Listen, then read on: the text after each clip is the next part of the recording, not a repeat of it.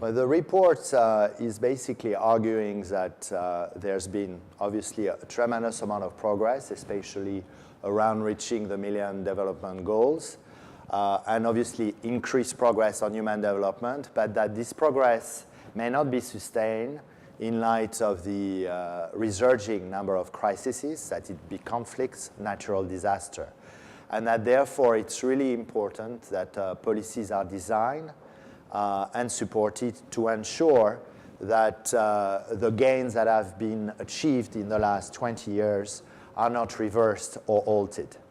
The report argues that there are sets of policies that can really contribute to ensuring that we don't fall back and we continue progressing on the human development front. And this includes ensuring that we have access to basic social services for all citizens, to ensure that we have protection systems in place, especially for the unemployed and the elderly people that are more vulnerable.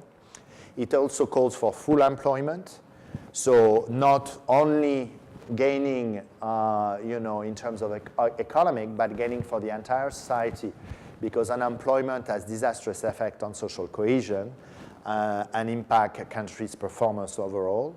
And finally, it calls for a better global governance to respond to what are global crises.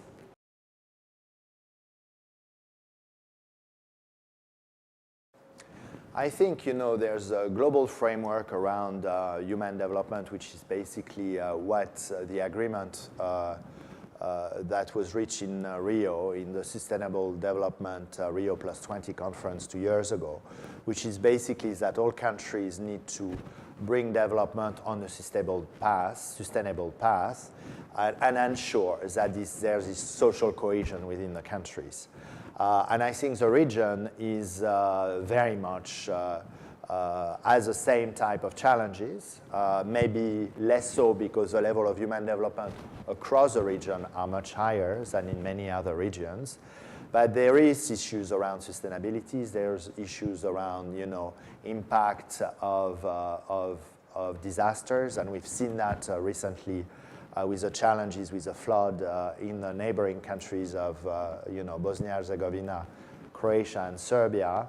And we need to ensure that, that those countries build the systems to respond to this.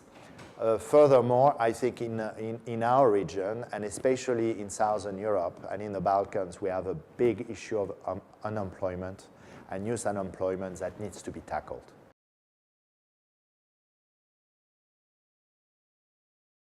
Well, I think the recent floods last May, and there were again floods, as you know, last week in Bosnia-Herzegovina, really demonstrates that in a matter of hours, gains that had been made over years in terms of infrastructure can be just disappearing.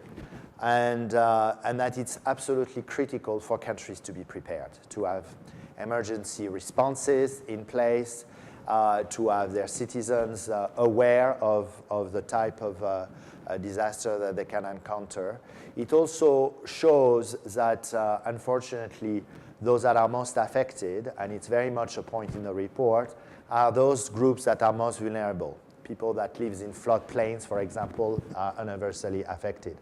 So we expect that in next year's ranking, we will see a decline in the Human Development Index for those countries, and that it will take a while for those countries to get back to the level of human development that they had, especially in the specific areas that were affected by the floods.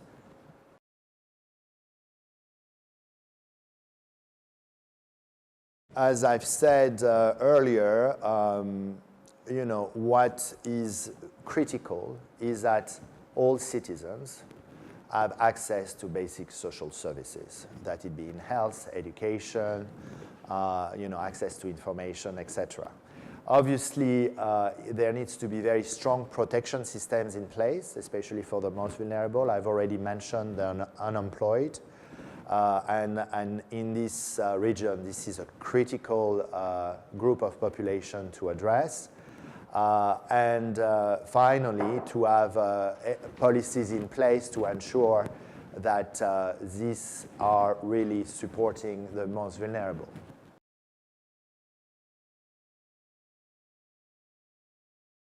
You know, Montenegro is at a threshold. It's actually just below the very high development, and it's, I believe, would be fairly easy to move up. Now, you know, maybe this response is better given to you by the president later this morning.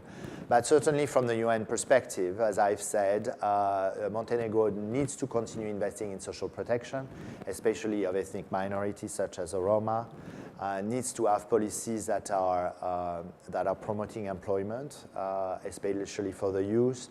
Really also look at the critical cycles in, you know, from school to work and from work to retirement, where people are mostly vulnerable. But I think there's been a huge amount of progress. And the accession agenda of Montenegro, in line with the EU acquis, is a very, very good base to bring Montenegro further up.